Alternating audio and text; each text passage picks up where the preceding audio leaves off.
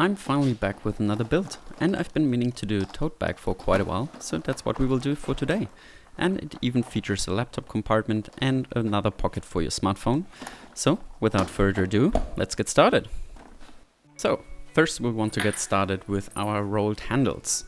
And for this whole build I'm also using black edges, and to achieve that I'll first go over everything with my beveler, then some edge dye, and finally finish with some tokenol. So that's also the process we'll be using throughout this whole build. So just as described, I will do that to our handle edges, and from there we can continue to mark our stitch line and punch all the way on both sides.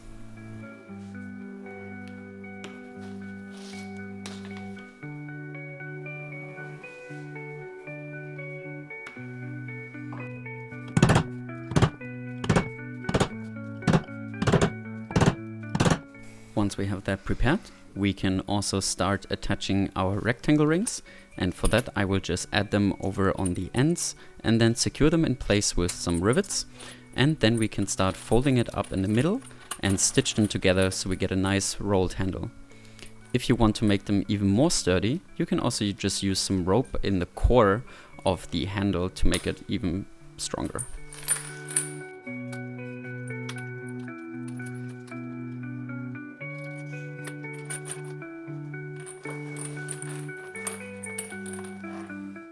And I really like this construction method for our handles because it avoids more complicated sewing techniques for the ends, and the ends also tuck in nicely and we can just secure it with a rivet, and personally I think the rivet also adds a nice detail on the outside.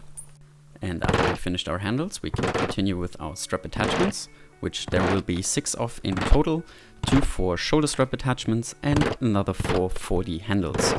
And for all of them we'll first want to punch all the holes that we'll need later, and then we can start finishing our edges, where now I'll also show you the process a little bit more in detail.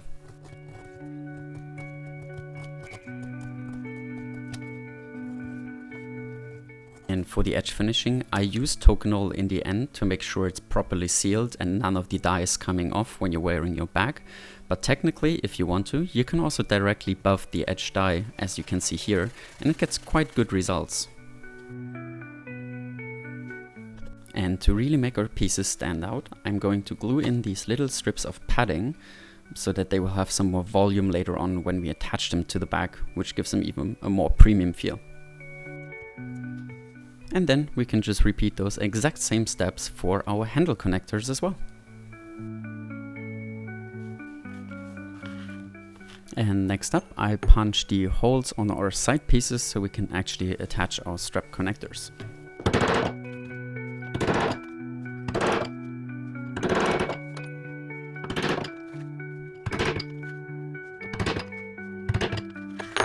Then I just also quickly finish the edges on top of our side pieces, and we can get started with attaching our strap attachments. And to actually attach those pieces, I will first insert a D-ring, then fold it together, and then we just sew it to the side pieces as normal.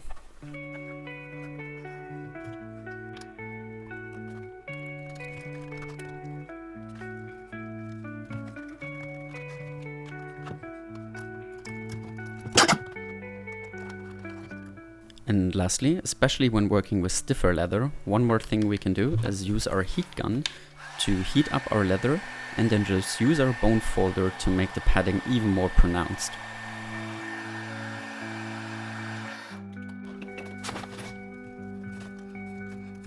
And admittedly, this was also my first pattern where I was using this padding technique, and I really like how it came out. It makes the whole bag look more premium and luxurious.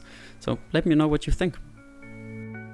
And here I already finished dyeing and burnishing our pocket that will sit on top of the laptop compartment, so we can directly get to putting on the stitch lines and putting it on top of our laptop compartment.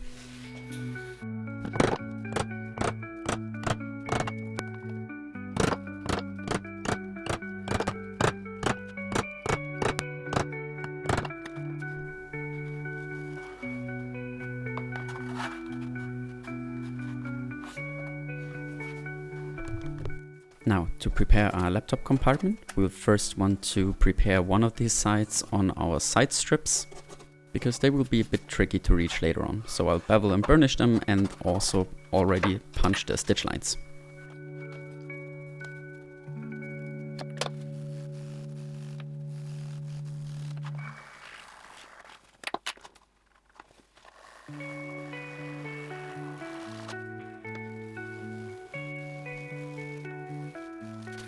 And while this step is optional, I also like to thin out the bottom of the laptop compartment and also the side strips, because that will make it a little bit more flexible and also easier to assemble.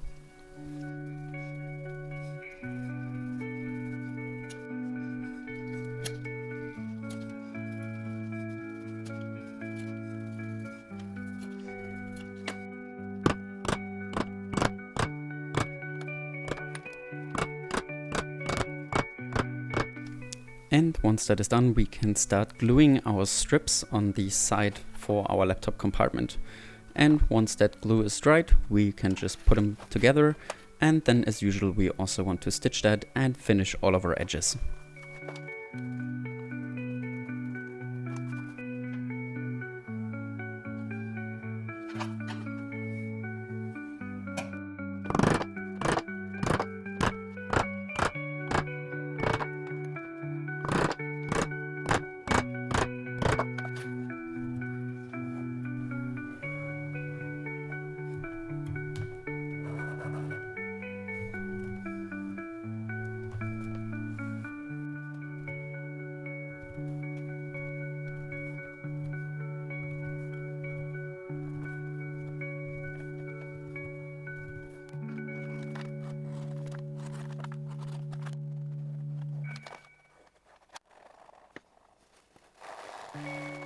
After all that's done, I'm gonna use my bone folder to fold out our side pieces so it actually properly forms a pocket.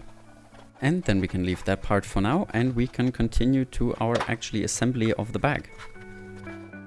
Although that's a bit of a lie. First we need to punch a bunch of holes. So here I will be going over all the stitch lines on the bottom, and we also want to do the front and back pieces, the side pieces. And once we have all of those stitch lines punched, then we can actually get started with assembly.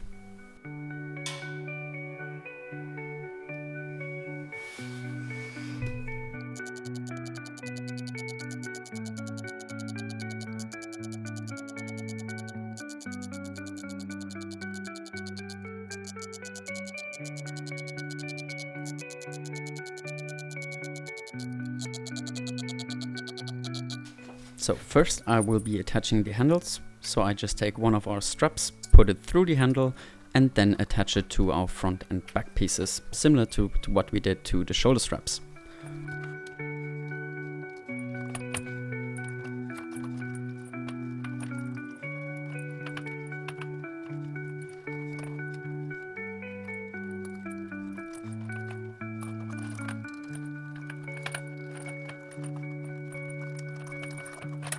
And on the front piece here, I have also already added my maker's mark on this plaque.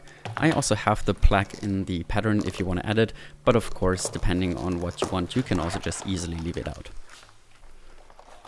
Now for the assembly, I will first put down the bottom, then our back piece, and then on top of the back piece, we will want to add our laptop compartment, and then also stitch them together like I just layered them here.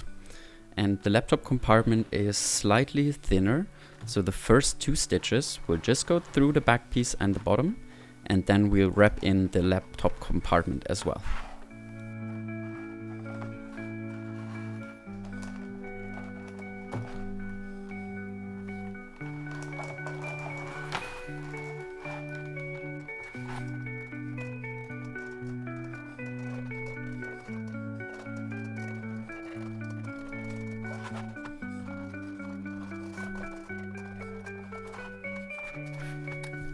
Now that this is in place, we can also attach the other side on the other side of the bottom, and then we can continue on with the side pieces. And for the side pieces, to make this as easy as possible, I like to start on the top of the side with the laptop compartment, where first we'll just include the front and the side piece until the point also indicated in the pattern. and then we'll wrap in the laptop compartment as well.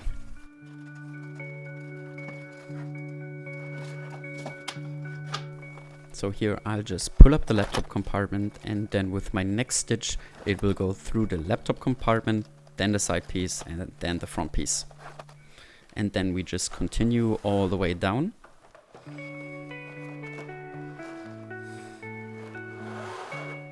And then the laptop compartment should end just before the curvature of the side piece.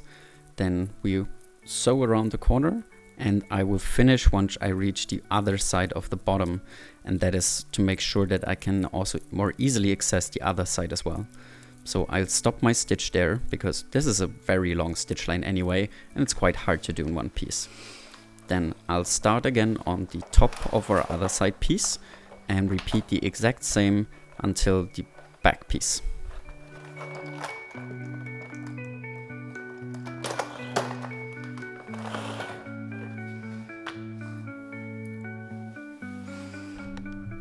And then from here I'll start with a new thread to also sew in our back piece.